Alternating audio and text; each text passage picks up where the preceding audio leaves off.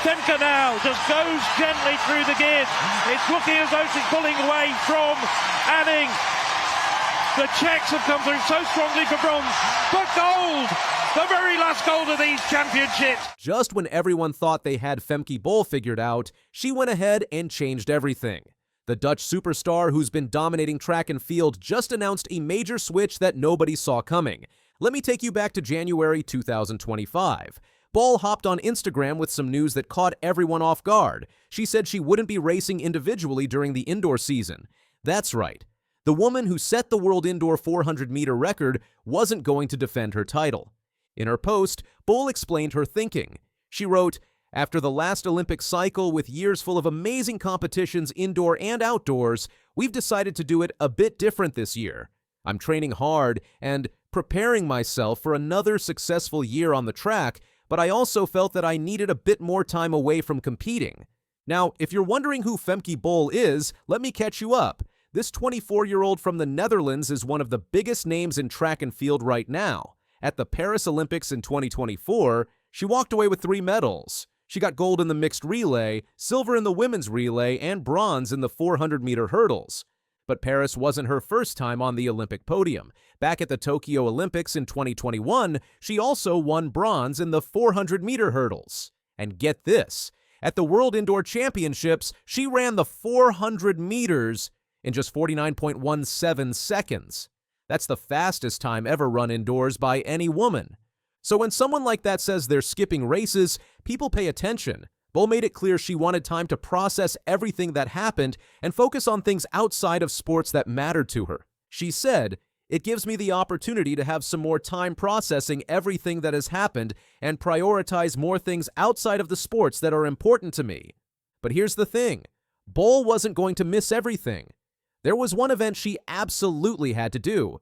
The European Indoor Championships were happening in March, right in her home country. The city of Apeldoorn was hosting, and Bol couldn't resist. She wrote, "However, I cannot and do not want to miss a chance to compete at a home championship." She said she'd be racing in the relays at Apeldoorn, and lucky for her, it was the first time the mixed relay would be part of the European Indoor Championships. Now, this home championship meant something really special to Bol. Almost 10 years earlier, when she was just 16 years old, she was at the 2016 European Athletics Championships in Amsterdam. But she wasn't competing. She was working as a volunteer, scanning tickets at the entrance. Back then, Bol had just finished 4th at the Dutch Under-18 Championships. She was watching the athletes and dreaming about maybe one day competing at that level. She remembered watching one race where the crowd went absolutely crazy. The noise, the energy, everything about it stuck with her. Fast forward to 2025, and now she was the one the crowds came to see. When someone asked her what she'd tell her 16-year-old self, Bol said with a big smile, "Pinch me. I wouldn't have dared to dream to be able to do this and to get this amazing feeling." The European Indoor Championships started on March 6, 2025. The very first gold medal of the entire event was the mixed relay. And guess who was running anchor? Yep, Femke Bol. The Dutch team had some serious talent. Nick Smit ran first. He'd won world indoor bronze before. Then came Evelien Solberg, who'd been running relays with Bol for years. Third was Tony van Diepen, who won Olympic silver with the Dutch team back in Tokyo. And finally, Bol would bring it home. When Bol got the baton for that final leg, 4 teams were right next to each other. It was super tight. Belgium was in front with Great Britain and Spain right there too. But if you know anything about Femke Bol, you know what happened next. The crowd at the Omnisport Arena in Apeldoorn was packed. Everyone was on their feet. Belgium's runner was leading on that last lap, and Bol was tracking right behind her. Then, on the backstretch, Bol made her move. She glided past the Belgian runner like it was nothing and pulled away for gold. The arena absolutely erupted. The Netherlands finished in 3 minutes and 15.63 seconds. Belgium took silver in 3 minutes and 16.19 seconds, and Great Britain got bronze in 3 minutes and 16.49 seconds, just 0.3 of a second behind Belgium. This wasn't just any win for Bol. It was her 10th European title, counting both indoor and outdoor championships. And it was the 8th time she'd brought home relay gold for the Netherlands at a major championship. After the race, Bol talked about the mixed relay team. She said, "We are really committed to the event. We have a roller coaster with the mixed behind our name. But being Olympic champions is something crazy, and we still don't quite understand it sometimes." That Olympic gold she mentioned, that was from Paris. In the mixed relay final, Bol ran an anchor leg that people still can't believe. She ran her 400 meters in under 48 seconds and took the Netherlands from 4th place all the way to 1st. It was one of the most incredible relay legs anyone had ever seen. After the European Championships, Bol moved on to the outdoor season. She added her 5th Diamond League trophy and kept winning races. Then in September, she went to the World Championships in Tokyo, Japan. There, she defended her world title in the 400-meter hurdles. She also picked up 2 more medals at those championships. That brought her total to 7 World Championship medals across all her events. Trying to stay on terms with Femke Bol, but in the final hurdle, Femke Bol opens up a massive gap on the American. It's Femke Bol, but versus the clock, another gold for the Netherlands. Everything seemed to be going exactly as planned. Bol was winning, staying healthy, and dominating her events. She'd taken time off earlier in the year like she wanted, and it seemed to work perfectly. The Netherlands, another gold for Femke Bol. 51, 55, 54 it's been rounded down to a new world-leading run. Jasmine Jones. And then came October 10th, 2025. That's when Bol made her announcement, the really big one, the one that shocked everyone in the track and field world. Bol posted that she was switching events. She was leaving the 400-meter hurdles and moving up to the 800 meters. That means instead of running 1 lap around the track, she'd be running 2. It's a completely different race with different strategies and different training. In her statement, Bol said, "Running the 400-meter hurdles has brought me dreams I didn't even dare to dream about. It's shaped me into the person and the athlete I am today, but I still have big dreams." She continued, "This next one won't be easy. It's uncertain, it will bring new obstacles, and even though they won't be hurdles, I'm ready to give it my all." Think about what this means. Bol is 25 years old and already a world champion in the 400-meter hurdles. She has 4 Olympic medals, she's broken world records, and now she's walking away from all that to try something completely new. The 800 meters is a totally different beast. It's longer, so you need more endurance. But it's also fast, so you still need speed. And the tactics are way more complicated. You have to think about when to make your move, how to position yourself, and how to time everything perfectly. But here's what makes this even more interesting. The reigning Olympic champion in the 800 meters is Keely Hodgkinson from Great Britain. She's a double Olympic medalist and one of the best in the world. When Bol announced her switch, Hodgkinson responded on social media saying, "Can't wait to share the start line. That's going to be an amazing rivalry to watch. You've got Bol, the 400-meter hurdles champion with incredible speed, going up against Hodgkinson, who owns the 800 meters right now." Third from the right-hand side, and Tinch on the near side. Cordell Tinch is pulling away. Tinch has done it. Cordell Tinch stunned everyone at the 2025 World Championships by destroying the 110-meter hurdles field. But what happened before that race is even more unbelievable. His path to the top was messy, painful, and nearly impossible. And it's the part no one saw coming. And now he's etched his name into the annals of history. He will always be remembered as a world champion. Just a few years ago, Tinch was nowhere near a track. In fact, in late 2022, he was selling cell phones and working at a toilet paper factory in Green Bay. A former football prodigy who gave it all up, he'd walked away from college athletics entirely. Burnout and academic issues drove him off the field and into the workforce. For 3 years, elite athletics weren't even in the picture. But here's where it gets wild. In just 2 seasons since returning to track, Tinch not only went pro, he torched the world's best to become the 110-meter hurdles world champion, clocking in at 12.99 seconds in Tokyo. And if that wasn't enough, he's now tied for 4th fastest hurdler in history, thanks to his blistering 12.87 earlier this year. Tinch grew up splitting time between Chicago and Green Bay, Wisconsin. In high school, he was a standout in nearly every sport he tried. He broke state records in triple jump, won multiple track titles, and still had time to chase his dream of playing in the NFL. That dream took him to the University of Minnesota on a football scholarship. But college sports weren't what he imagined. Disillusioned and burned out, he left Minnesota and transferred to Pittsburgh State. Due to transfer issues and the onset of the pandemic, Tinch couldn't compete. Eventually, he left school entirely, retreating from sports and returning home. That 3-year gap is what most would call the end of an athlete's career. In 2023, with the encouragement of his mother and close friend, Tinch decided to give track another shot. He returned to Pittsburgh State and immediately reminded everyone what they had forgotten. That year, he swept titles in the 60-meter hurdles and high jump at the NCAA DII Indoor Championships. Not just winning, but dominating, with 7 of the top 10 60-meter hurdles times in DII history. He didn't stop there. Outdoors, he clocked a wind-assisted 12.97 seconds in the 110-meter hurdles, making him the #2 collegiate hurdler of all time under any conditions. Then, in June 2023, he ran a record-breaking 12.96 at the Arkansas Grand Prix, eclipsing Grant Holloway's NCAA record. That's when the world took notice. After going pro mid-2023, Tinch's momentum was blunted by surgery that cost him a real shot at the 2024 Paris Olympics. He missed the team by 1 place at the U.S. Olympic trials, even though his time would have secured silver in Paris.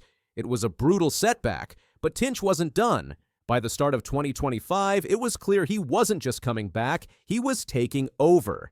He won the Diamond League opener in Xiamen, then set a meet record of 12.87 at Shanghai, putting him in the history books alongside Cuba's Dayron Robles. The message was clear. Tinch wasn't chasing the best. He was becoming the best.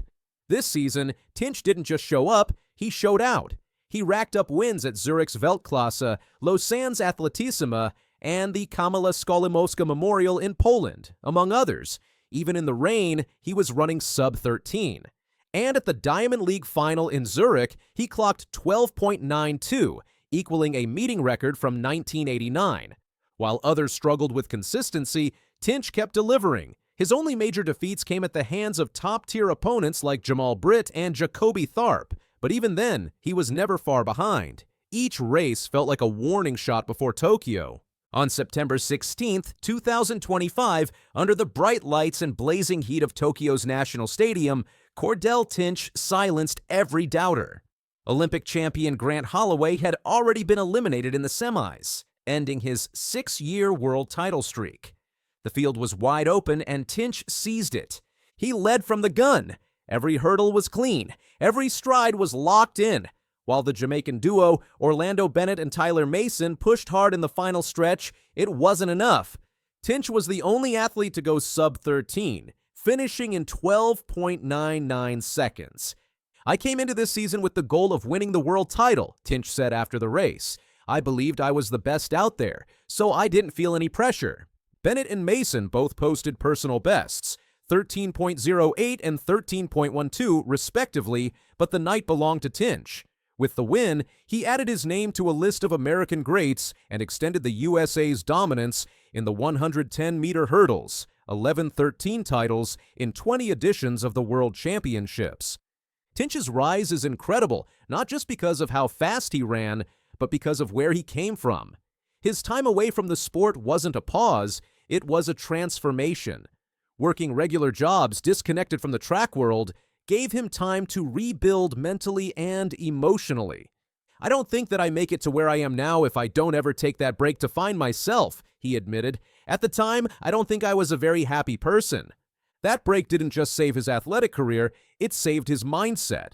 When he came back, he wasn't just trying to win races. He was trying to prove something to himself.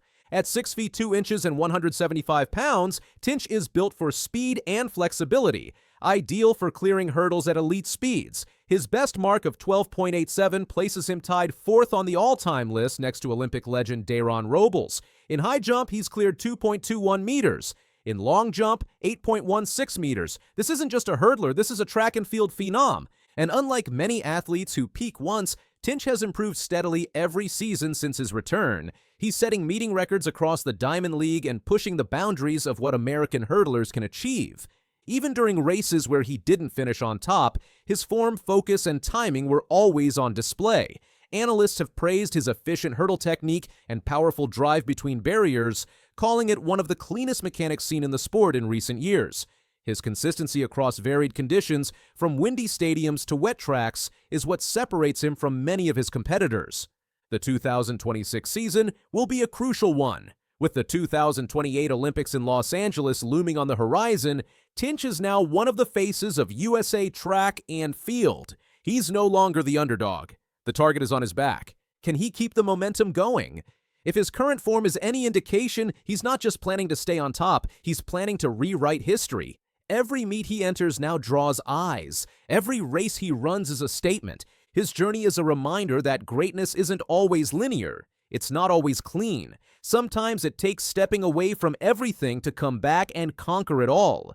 Cordell Tinch's journey from selling phones in Green Bay to world champion in Tokyo isn't just inspiring, it's electric. It's the kind of comeback that gets remembered for decades. He didn't get here by accident. He earned it. Every fall, every job, every missed opportunity.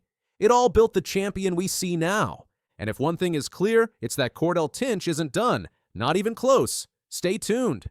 All right, get ready and start planning. The LA 28 host committee released the hour-by-hour, event-by-event schedule for the 2028 Summer Olympic Games. For the first time in 19 years, a single change is rewriting how the Olympics will start. The women's 100-meter final is leading LA 28, and the world's fastest athletes suddenly have the spotlight from minute one. For over 19 years, the Olympics have followed the same predictable formula. Swimming kicks things off, track and field gets the middle weeks, and everything runs on a safe, traditional schedule.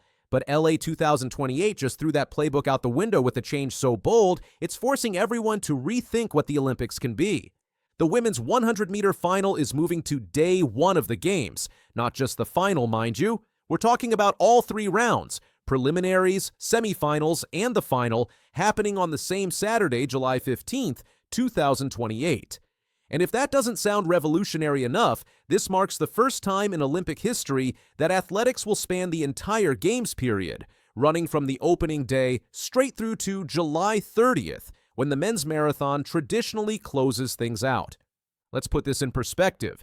At every major championship, sprinters run a maximum of 2 races per day. That's the standard. That's what their bodies are trained for. But now, the women chasing Olympic glory in LA will need to peak 3 times in roughly 12 hours. The preliminary rounds, then the semis, then the final, all in one shot at the historic LA Memorial Coliseum. It's a completely different beast. And the athletics community, they're split right down the middle. Sha'Carri Richardson, the world and Olympic gold medalist, is absolutely fired up about it. Track and field is having its moment, and the road to LA 28 is about to be something special, especially for the women's sprints. The talent, energy, and competition, it's all going to shine. She's locked in on making history and inspiring the next generation with this spotlight moment. Britain's Dina Asher-Smith, who's won world gold and Olympic silver, sees the bigger picture. She said, "It will be an honor for the women's 100 meters to open the LA Games. It's such an exciting opportunity, celebrating the enduring legacy, strength, and global power of women's sprinting, exactly 100 years on from the first time women competed in Olympic track and field. That historical context is different. Exactly 100 years after women first stepped onto an Olympic track, they're now headlining the entire Games. But not everyone's celebrating. Caitlin Hutchison, a 3-time NCAA All-American, didn't hold back on social media. She called out whoever approved this, asking which goofball thought this was a good idea. Her concern: the winning time could balloon to 11.02 seconds because of the physical toll of running 3 races in one day. To put that in context, the current world record is 10.49 seconds, set by Florence Griffith Joyner back in 1988. The reigning world champion Melissa Jefferson Wooden ran 10.61 in Tokyo this year, the 4th quickest time in history. So if Hutchison's prediction comes true, we're talking about significantly slower performances just because of the format. Here's where it gets interesting, though. Janet Evans, the LA 28 chief athlete officer and a 4-time Olympic swimming champion herself, says they did their homework. When they pitched this idea to athletes, the reaction was overwhelmingly positive. To be the preeminent event on the first night of competition in the historic LA Memorial Coliseum, when we presented it to the athletes that way, there was excitement. A majority of athletes said to me, "Just let me know. Let me know early, and I'll start training to run 3 100s in one day." And that's exactly what's happening. Athletes are getting 2.5 years advance notice to completely redesign their training. But the women's 100 meters is just the tip of the iceberg. This entire schedule is a middle finger to tradition. Swimming, which has opened the Summer Olympics for decades, is getting bumped to week 2. Why? Because it's happening at SoFi Stadium, the same venue hosting the opening ceremony, and they need time to convert it into a pool facility, the silver lining.